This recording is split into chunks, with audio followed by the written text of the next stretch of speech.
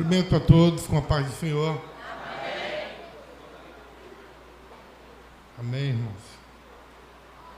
Muito bem, vamos ler o texto como se trata de um culto de missões, né? Texto de Isaías, capítulo 6, a começar do versículo 1. Gostaria de trazer para a reflexão dos irmãos esse texto, eu creio que conhecido já de bastante pessoas, mas vamos ver o que o Senhor tem para falar conosco nesse texto. Isaías 6, versículo 1. No ano em que morreu o rei Uzias, eu vi o Senhor assentado sobre um alto e sublime trono, e o seu séquito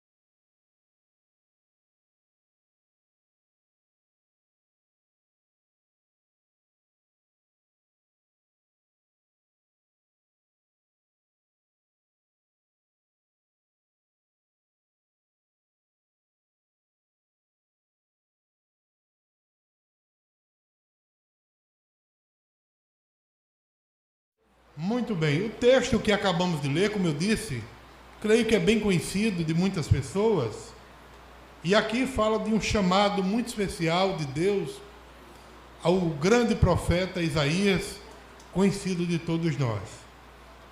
Uma coisa bem interessante, quando nós refletirmos sobre essa questão da chamada de Deus, é que muitas pessoas acreditam que Deus, para chamar uma pessoa, Ele está procurando pessoas qualificadas, né? Deus só chama uma pessoa, talvez com uma qualidade excelente, e na verdade não é isso. O que Deus quer são pessoas que estejam dispostas a servi-lo. Quando nós vamos para as páginas da Bíblia, irmãos, nós podemos comprovar isso. Deus chama as pessoas qualificadas? Chama, mas também chama pessoas das mais simples da sociedade. Deus chamou o copeiro, Deus chamou o agricultor, Deus chamou o mordomo, copeiro, né? Boieiro, pescador, médico, cobrador de imposto. Deus chama das mais variadas áreas da sociedade. O que é que Ele quer, irmãos?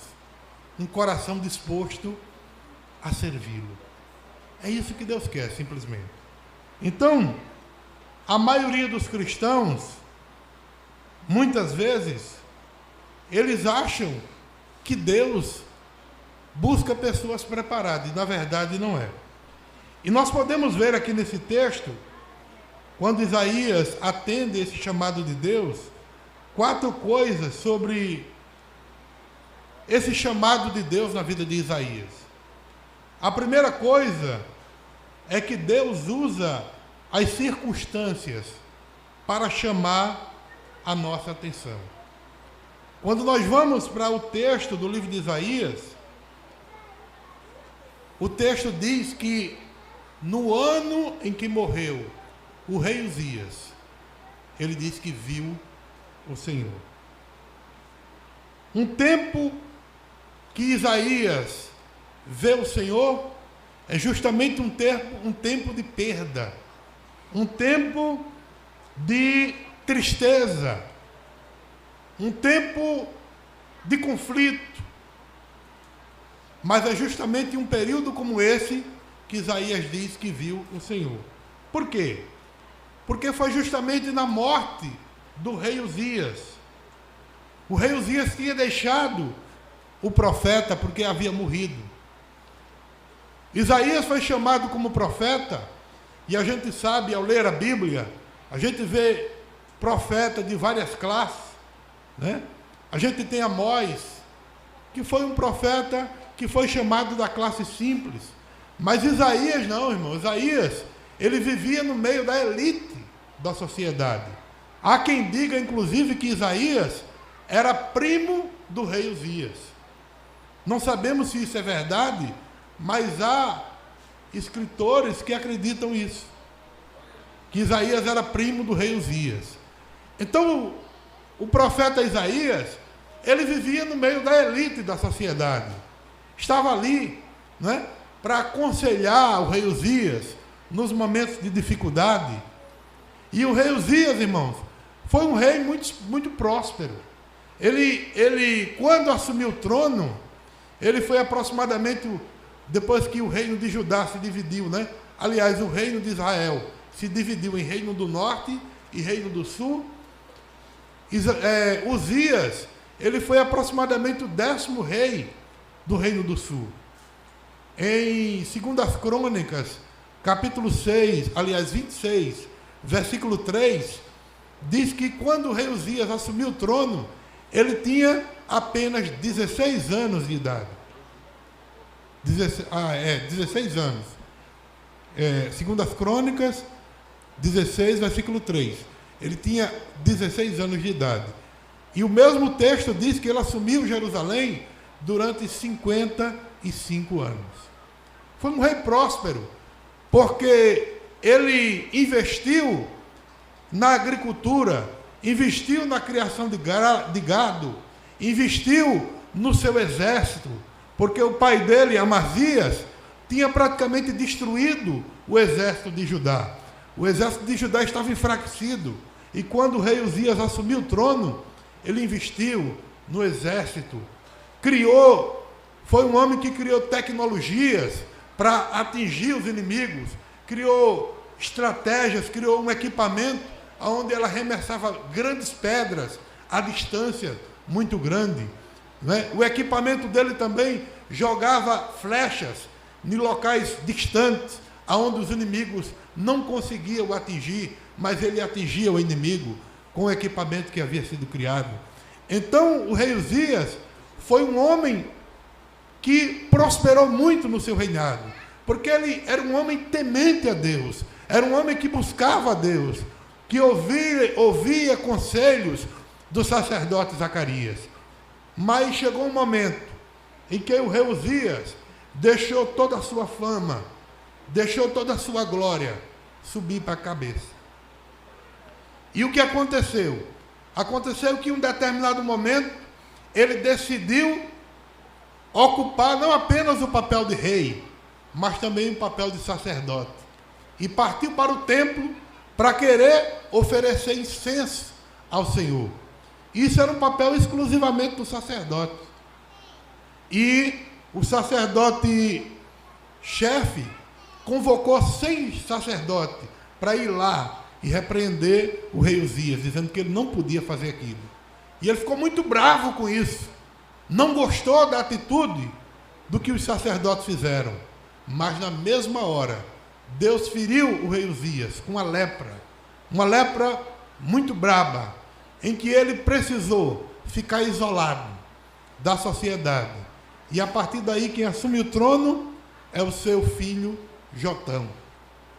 Há quem acredite, inclusive, que apesar de Jotão ter ocupado o trono, mas o rei Uzias ainda influenciava no comando, pelo fato dele ter muita experiência. Mas a grande verdade é que ele ficou isolado. E com o passar do tempo, acabou morrendo. Rei Uzias morreu. E foi justamente em um período como esse, em que Isaías tinha intimidade com o rei. vivia constantemente com ele, mas foi justamente em um período de crise em que o profeta diz que viu o Senhor. Muitas vezes, irmãos, Deus nos chama para uma determinada obra. Quantas vezes nós recebemos um chamado e ele sabe, ou ela sabe, que tem o chamado de Deus para uma determinada obra. Mas é preciso que Deus traga esta pessoa para uma circunstância difícil, ruim, uma circunstância em que a pessoa muitas vezes precisa passar por situações de dificuldade para poder entender o chamado de Deus. E foi justamente isso que aconteceu com o profeta Isaías. Isaías pôde ver a Deus, porque ele teve visões de Deus. Veja só, irmãos, como aconteceu com Isaías. Ele teve visões de Deus, mas também teve visões de si mesmo, da sua própria situação espiritual, para poder ter a visão da obra. Então o profeta Isaías, ele passou por circunstâncias terrenas muito difíceis. E agora perde o rei. Ele não estava mais naquela situação boa em que ele estava de início. E é interessante, irmãos, que enquanto Isaías talvez estivesse, pelo fato de ter perdido um grande amigo, um companheiro, ou talvez até um familiar, porque, como eu disse, alguém acreditava até que eles eram familiares próximos. Enquanto ele estava preocupado, quando ele vê a visão, veja só o que é que diz o versículo 6. No ano em que morreu o rei Uzias, eu vi o Senhor assentado num alto e sublime trono. Como era que estava Deus, irmãos? Assentado. Enquanto Isaías estava talvez preocupado, triste, cabisbaixo, Deus estava assentado no seu alto e sublime trono. Isso significa o quê, irmãos? Que ele é o ser supremo. Deus não estava com a mão na cabeça. E agora, quem é que eu vou botar para ocupar o lugar de Uzias? Não. Ele é o maioral. Ele é o supremo. Por isso que ele estava lá, assentado, contemplando tudo. E Deus chama a nossa atenção justamente porque é nesses momentos, ou são nesses momentos de dificuldades que nós enfrentamos, em que Deus mostra a sua soberania. Então, o que podemos ver também nesse texto, dos versículos 6 e 7, é que Deus revela o seu caráter diante da grande necessidade de Isaías. Isaías, até então, não sei até em que circunstância, convivia ali com o rei, mas ao lermos o texto bíblico, e quando Isaías contempla a santidade de Deus, a glória divina, ele se vê a si mesmo. Ao ver Deus, ao ver a santidade de Deus, ele agora vê a sua situação. E ele diz: ai de mim, que vou perecendo, porque eu habito no meio de pessoas de lábios impuros. E ele também diz que é um homem de impuros lábios. E os meus olhos viram o Rei, o Senhor dos Exércitos. Então Isaías, ele, aqui, irmãos, ele está vendo a si mesmo, depois de ele ver Deus. Ele vê a sua própria situação. Alguém já falou o seguinte: qualquer que seja a nossa desculpa, Deus, ele é maior do que qualquer uma dessas razões que muitas vezes nós apresentamos para não querer servir a Deus. Ele é especialista em tomar vasos feridos, sujos, quebrados, culpados e miseráveis, e torná-los inteiros, perdoados e úteis novamente para a sua obra. E foi justamente isso que Deus fez com o profeta. Ele se sentia quebrado, se sentia impuro, se sentia indigno. Mas é justamente o que Deus queria dele. Porque quando o homem se acha capaz, irmãos, quando o homem se acha maioral, como foi o caso do rei Uzias, né? A fama cresceu tanto para a cabeça que ele quis ocupar uma posição que não era dele. Mas agora Isaías se vê como um homem indigno, como um homem pecador, como um homem que não merecia nada. E Deus agora traz um anjo com uma brasa tirada do altar e toca os lábios de Isaías. E Isaías sente a purificação do seu pecado. E é isso que Deus faz com o ser humano. Deus limpa cada um de nós, fazendo-nos aptos para o seu serviço. Os lábios de Isaías foram limpos. Nós temos homens na Bíblia que Deus chama e faz algo na vida dele. E eram homens que talvez dentro da nossa visão humana eram pessoas incapazes, como foi o caso de Isaías. Nós temos o exemplo de Noé, que se tornou um bêbado. Nós temos o exemplo de Abraão, que era incapaz, já era muito velho. Nós temos o exemplo de Jacó, que era um mentiroso. Temos o exemplo de Leia, que a mulher que estava junto, né, com Abraão vivendo, a considerava como uma mulher feia. José, que foi um homem maltratado. Temos Moisés, que se achava um homem pesado de língua para poder servir a Deus. Gideão, que era um homem que tinha medo.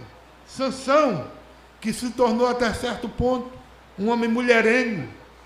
Temos Raabe, que era uma prostituta. Temos Jeremias, que era jovem. Temos Davi, que teve um caso de adultério e até mesmo de assassinato. Temos Elias, que pediu até a própria morte. Temos Jonas, que foi o chamado profeta fujão, fugindo de Deus.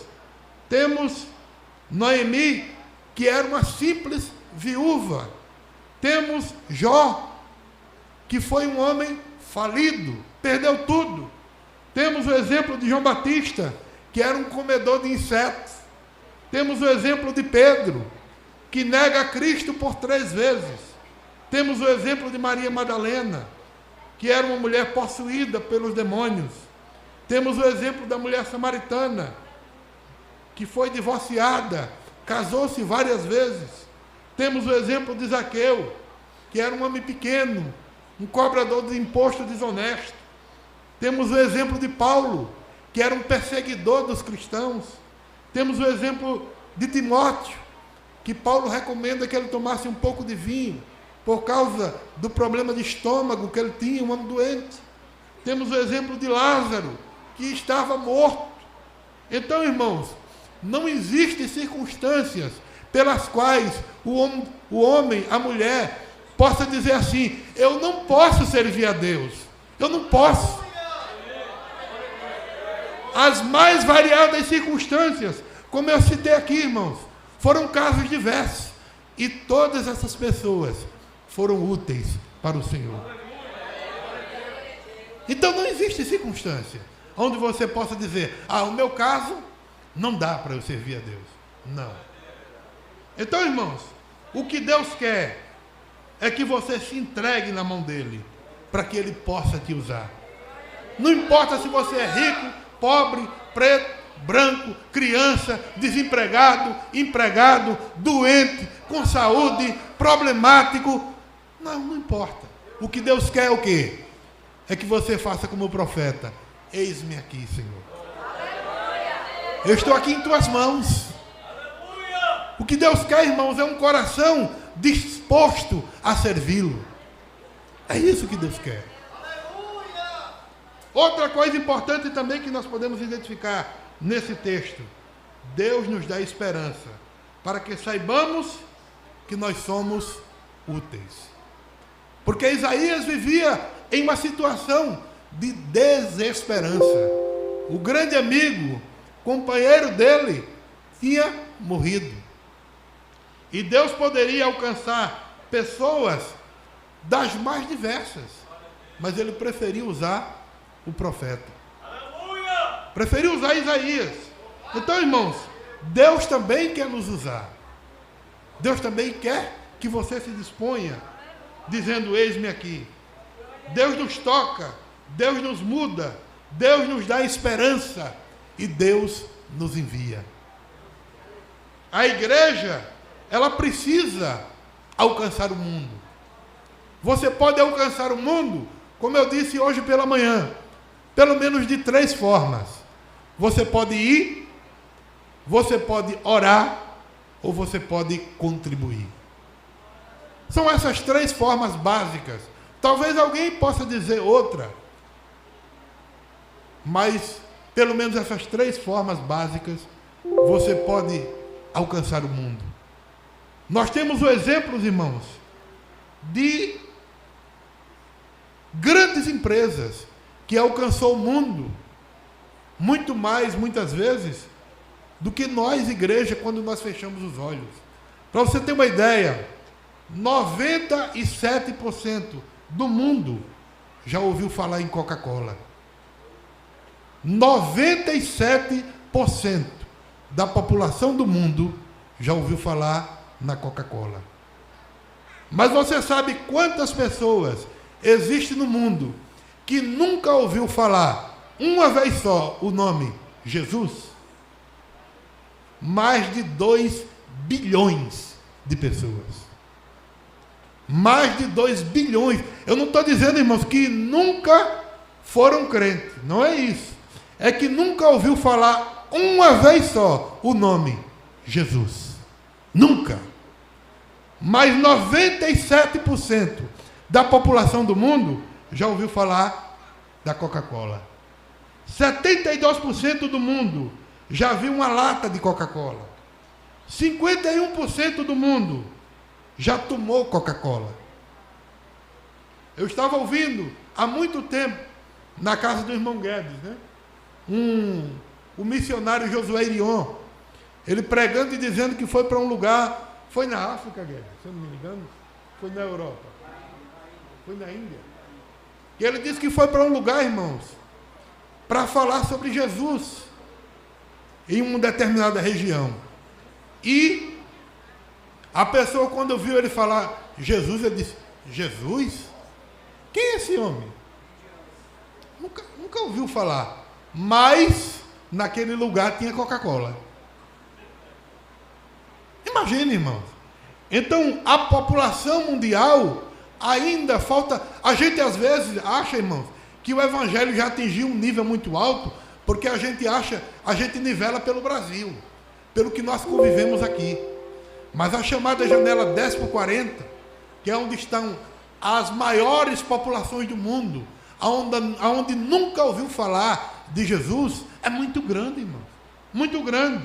Então, os irmãos imaginem, se Deus tivesse dado a tarefa de evangelização mundial à empresa da Coca-Cola, talvez ela já tivesse alcançado muito mais do que muitos de nós.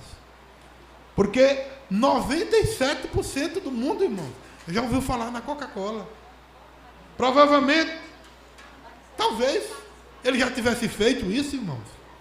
Será que nós estamos negligenciando o nosso papel como igreja? Precisamos refletir nisso. Mas, por último, eu gostaria também de dizer que, dentro desta visão de Isaías, Deus expande também a nossa visão para nos fazer avaliar a nossa disponibilidade em servir a Deus. Você deve ter percebido que Deus pergunta, depois de ter feito a purificação em Isaías, Deus agora pergunta, nos versículos 7, depois de ter tocado, purificado, vem o versículo 8. Depois disso ouvi a voz do Senhor que dizia: a quem enviarei? E quem há de ir por nós? Aqui, irmãos, Deus está como se estivesse dizendo: eu quero saber quem está comigo para esse trabalho de evangelização. quem há de ir por nós? Quem está comigo? E Isaías responde: eu vou. Eis-me aqui. E esse eu vou, irmãos, não era uma simples obrigação, mas era o senso, primeiro, da glória de Deus que ele teve.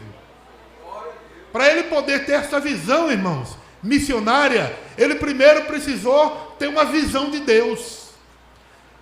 Jamais alguém pode ter uma visão missionária se ele primeiro não tiver um encontro pessoal, como já disse aqui o nosso pastor, por mais de uma vez aqui no culto de doutrina, né? Que muitos cristãos, eles precisam ter uma experiência pessoal com Deus. E jamais, irmãos, nós teremos uma visão missionária sem esta visão pessoal com Deus. Jamais. Você, para ter uma visão de missões, você primeiro precisa conhecer Deus de uma forma profunda. Foi isso que aconteceu com Isaías. Isaías teve um profundo encontro com Deus. Depois desse profundo encontro com Deus, ele sentiu as suas misérias e teve as suas misérias purificadas, para depois, quando Deus falar para ele: a quem enviarei e quem há de ir por nós? Aí sim, aí Isaías pôde dizer: eis-me aqui, envia-me a mim. Então, irmãos, Isaías respondeu isso, não foi como uma mera obrigação, não. Mas agora ele sentia, depois de ver Deus, depois desse encontro pessoal, ele sentia o peso da responsabilidade. Porque a gente costuma dizer que missões está no coração de Deus. Mas para estar no nosso coração, é preciso esse encontro que Isaías teve, nós também temos. Nós também temos. Esta visão que Isaías teve, nós também temos. Porque muitas pessoas não estão nem aí para missões. Porque falta isso. Porque falta esta visão de Deus. Falta assim, esse impacto pessoal de Deus. Passa culto de missões, tem palavras, tem aquilo, tem isso. Faz trabalhos e mais trabalhos, peças. E para ele, tanto faz como tanto fez. Está nem aí. Irmãos, vamos levantar uma oferta missionária. Ele faz como o pastor já disse que teve o camarada, né? Foi quantos centavos? Mandou pedir troco. Deu 25 centavos e ainda mandou pedir troco. Por quê, irmãos? Porque falta esta visão missionária. Primeiro, esta visão de Deus, este encontro pessoal. E a partir daí, quando ele tem esse encontro pessoal, irmãos, quando fala de missões, vai arder no coração dele, ou dela. Vai arder. Porque foi isso que aconteceu com Isaías. Então, quando nós nos juntarmos diante de um culto como esse, e o Senhor fala conosco: quem enviarei? Talvez você não possa nem ir, mas você vai dizer: eu vou contribuir. Eu vou ajudar alguém que se dispôs a ir no meu lugar. Porque missões é isso, irmãos. Então você que está aqui ouvindo essa palavra, eu quero encerrar, não quero demorar muito, mas que esta palavra toque no seu coração. E se você ainda não sente no seu coração, não precisa você contribuir muito, irmãos. Se você botar no seu coração: eu quero ajudar um missionário todo dia com um pão. Só um pão francês. Quanto é um pão francês? 50 centavos. Então você vai botar 50 centavos todo dia num cantinho. Esse aqui é o pão do missionário. É um pão, né? Não precisa muito não, só um pão. Se você der um missionário um pão todo dia, você vai botar 50 centavos. Né? No final do mês tem quanto, irmão? 50 centavos durante 30 dias. 15 reais. Pelo menos 15 reais você vai ajudar. Pelo menos isso. Amém? Amém. Selou, né? Deus abençoe.